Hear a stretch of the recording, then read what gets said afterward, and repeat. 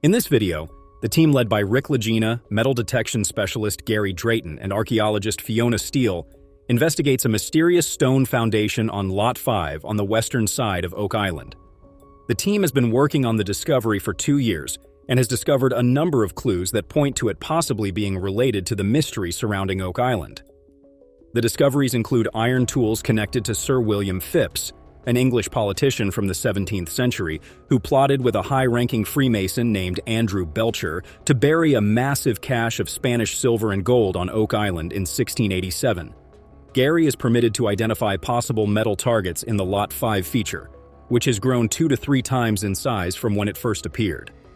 Nevertheless, the feature is still not fully exposed, and it takes time to accomplish it correctly. According to Gary, there are only 3 metals that can produce that sound: copper, lead, or gold. The team wants to locate the gold and invite Gary to do a gold dance, which they intend to do next. The crew is seeking to solve the enigma of the Lot 5 stone foundation and its relation to the Oak Island mystery.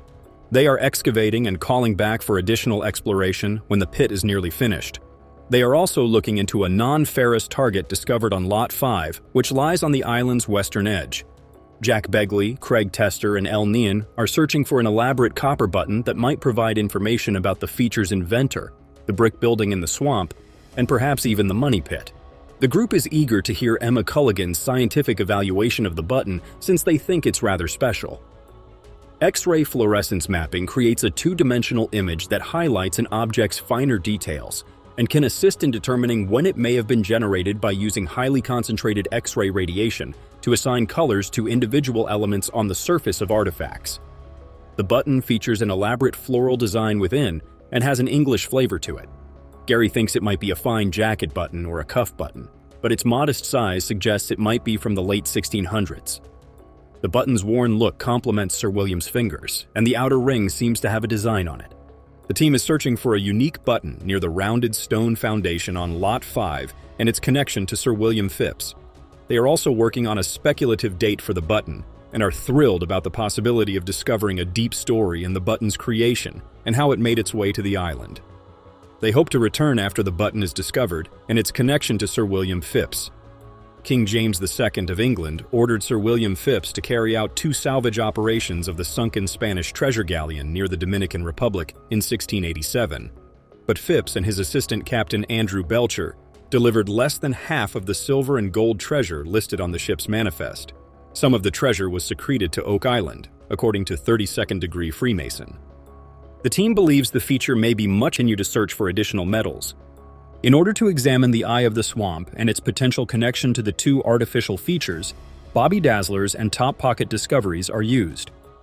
At the National Historic Site of L'Anse aux Meadows in Newfoundland, Marty Lagena, researchers Doug Crowell, Emiliano Stell, archaeologist El Nen, and archaeometallurgist Emma Culligan are meeting with Parks Canada manager Loretta Decker and archaeologist Kevin Smith. The site, which is approximately 31 square miles in size, is currently the only confirmed Viking settlement in North America. Since its discovery in 1960, nearly 800 Viking and Norse artifacts have been found, along with the remains of 8 buildings and a forge for making iron tools.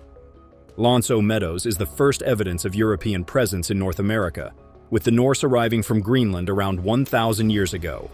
The team came to L'Anse aux Meadows because they followed an east-to-west passage led by Norwegian explorer Helge Ingstad, which led them to Scandinavia, and found evidence that the Norse might have been involved on Oak Island. They are now looking for more evidence at L'Anse aux Meadows that may help connect the descendants of Vikings and the Knights Templar to the Oak Island mystery. The team is trying to figure out where the Vikings or Norse might have gone specifically on Oak Island. They believe there may not have been here during the summers, but they may have been working in the fall after returning from their expeditions. They also know that butternuts and a butternut burl were found nearby, indicating that the Norse explored much further south. The team is exploring the connection between Viking descendants and the Templars, as mentioned in the sagas. They believe that the Norse visited Rome to meet with the Pope, which put the Pope in direct control of them. The sagas also mention that the Norse were claiming land to the west on Oak Island. They have found evidence of European activity in the 13th century, suggesting that the Norse may have played a role in the area. Lagena believes that the Norse may have contributed to the happenings at Lonzo Meadows because a Viking-era blacksmith has been working there for 25 seasons. Lagena and her group have recovered an artifact from 1965 that was discovered during an excavation in Nova Scotia and bore resemblance to the Viking era. The team is also investigating the possibility of using bog iron, a naturally forming iron deposit found in swamps or rivers, to make the iron arrowhead. Bog iron is a material commonly used by Vikings and their descendants, and Emma Culligan, who has conducted X-ray fluorescent spectrometer scans on the arrowhead, believes that these levels indicate pre-1700s.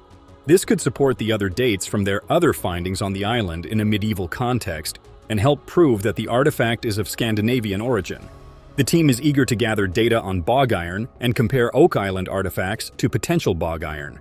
The journey to Lonzo Meadows has grown more complicated, and they are eager to get back to the island to the edge of the swamp, but no metal. Rick discovered an intriguing piece of wood that is particularly noticeable.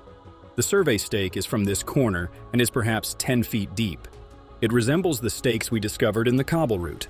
The group is worth carbon dating for two reasons. A railing known as "leading the witness" is one example of something they think will come from the same age. The question is whether it will. The group concurs that excavation on Oak Island is usually beneficial because it yields surprising findings. In this week's episode of The Money Pit, they have finished the Idian anomaly and are prepared to move on to their next project, even if it isn't as fascinating as the previous two. They still have some items to study. In the northern part of the triangle-shaped swamp, Rick and Marty Lagena, their partner Craig Tester, and their team are investigating a 230-year-old treasure mystery. They have found a new pair of man-made features, a stone pathway, and a small cellar, or vault. The team is intrigued by the tight distribution of sizes, which they believe could be related to Anthony Graves, a farmer who bought most of Oak Island in 1857. As they delve deeper into the swamp, they find a square, vault-like structure submerged in the swamp. Its purpose is unknown, but they hope to learn if it served as a hiding place for Anthony Graves's belongings. They also find a piece of brick attached to the structure, which they believe is some kind of pipe. The team is determined to ascertain the age of this structure and its purpose because they don't know what else is down there. The following morning, Rick Lagena takes Tom Nolan, another Oak Island homeowner, to the enigmatic vault-like building. Rick thinks the construction has a hard bottom and a lot of brick, giving the impression that it might be a hiding place in the northern part of the swamp. Tom is amazed by the neatly cut slate and thinks it is a structure constructed to hold or hide something. Inside the vault-like building, Rick and his colleagues have discovered a handle from a chest that they suspect may be connected to the Spanish silver coins that former landowner Anthony Graves allegedly recovered on Oak Island. This might be a significant clue. The group is committed to solving the riddle and determining how it relates to the Spanish silver coins that were purportedly found on Oak Island. While investigating a swamp on Oak Island, New York, the team came across an unusual construction that has raised a lot of questions. They have a plan in place, but are unsure of how to go about it. One of the items they found is a hook that looks to be made of wrought iron, possibly constructed by Anthony Graves to protect a treasure he found underground. The team is thrilled about this discovery and hopes to learn more the following day. The team, which includes archaeologist Lar Nien and archaeometallist Emma Culligan, is working on a project that entails finding 3 items in the swamp. The first item is a wood grain-like structure on the handle that is believed to be a crank. The team is now examining a feature and artifacts that predate Anthony Graves's occupation of the property. The second item is a pipe with a slight manganese content that dates more to the early to mid-1800s. They are interested in finding out if they have found a treasure vault in the swamp where former Oak Island landowner Anthony Graves is said to have found Spanish silver coins more than 150 years ago. If so, who made it and what else might be buried deeper within it?